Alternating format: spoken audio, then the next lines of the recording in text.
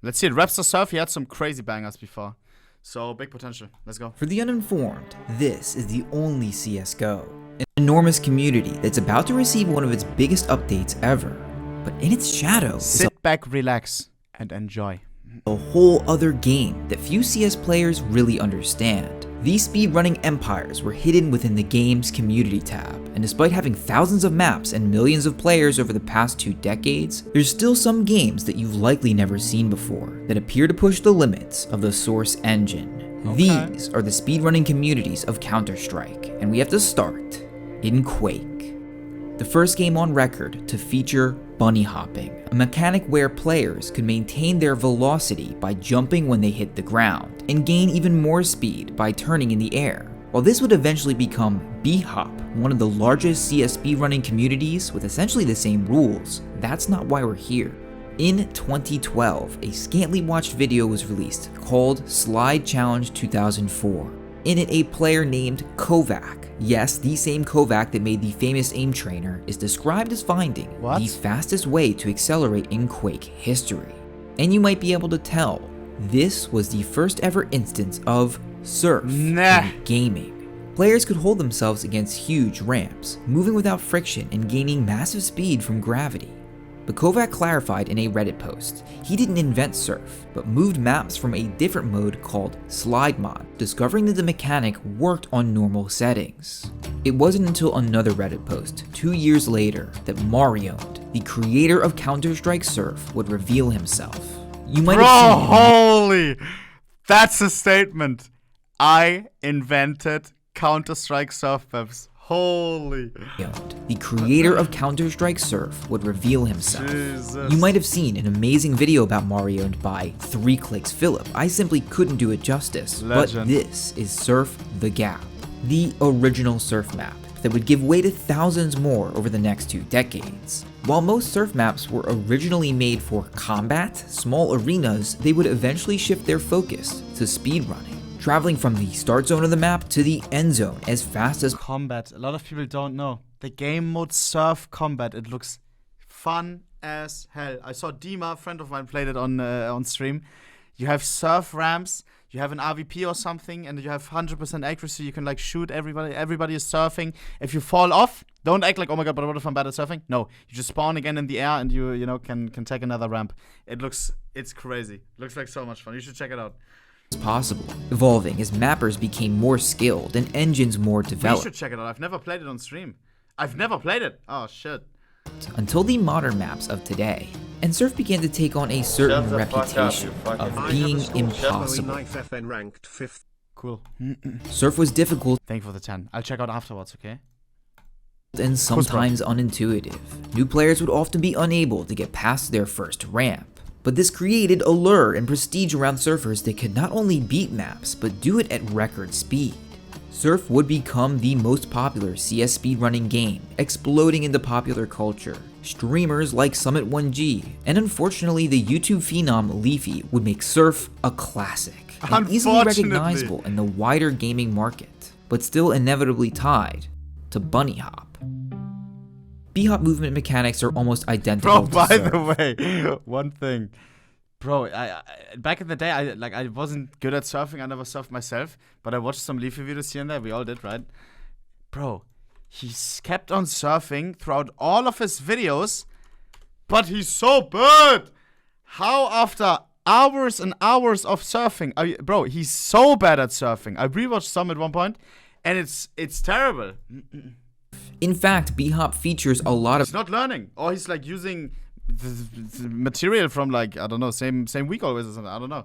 surf in its maps, but the central focus of B-hop is distinct. Rather than gaining speed from gravity by falling down, B-hoppers must air strafe back and forth. Strafing as a technique takes thousands of hours to perfect, and some B-hoppers only play maps where you strafe in a straight line, fighting over really tiny advantages. On the other hand is a greater breadth of B-hop maps. Huge courses that give you many options for your route. Most require you to aim for viable spots to land, often boxes, but sometimes smaller pillars, or even tiny pinpoints that are very difficult to hit. This variability can lead to some pretty insane looking movement, and tons of options for map creation.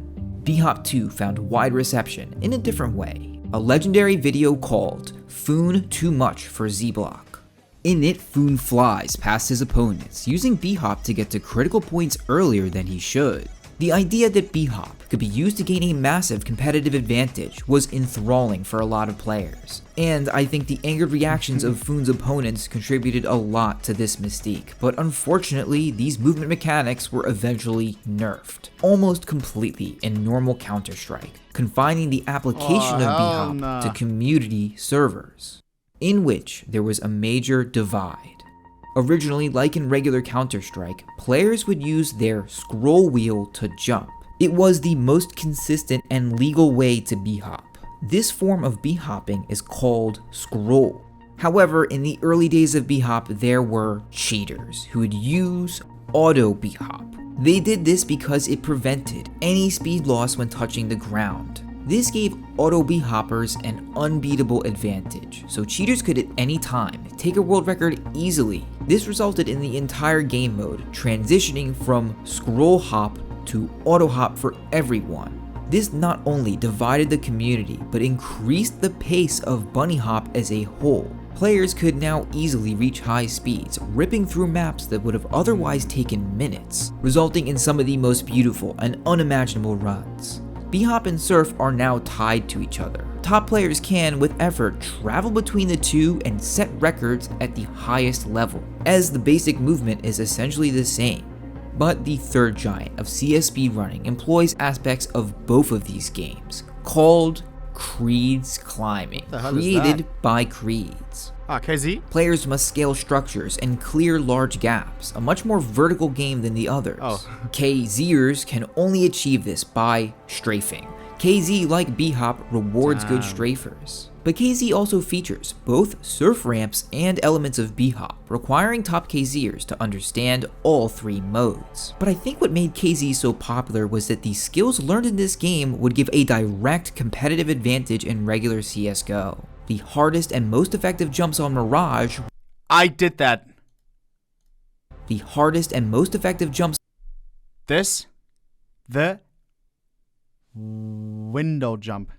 Did it many times. On Mirage were nothing Not for a problem. KZ players who had honed their movement for years. It's a long jump. Take for example the new impossible B-Hop found on Inferno, where you had to jump from this pallet to the window across. While pro players struggled for hours to make it, top KZers easily proved it was possible. Bro, the disrespect. Players struggled for hours to make it. Top KZers. There you go.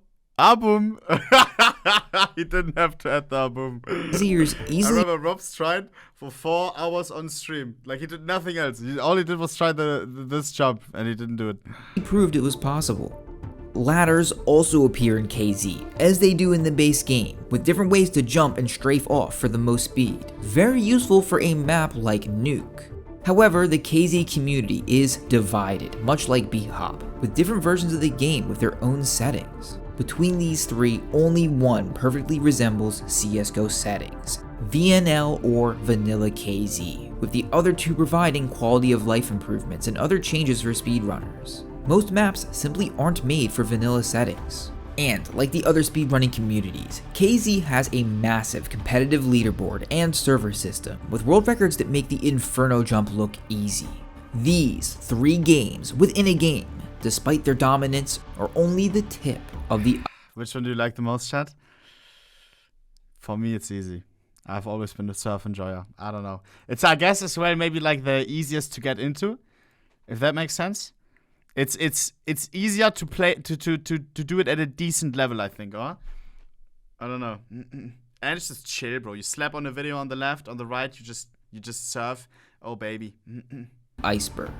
The next few games are the underground of CS speedrunning, a couple of which I believe have never been covered on YouTube. The hell is this? Starting with Death Run.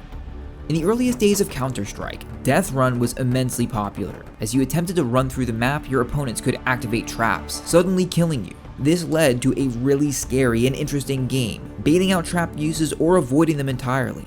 But that's not all these maps were used for, as apparently they were also used for solo speedrunning.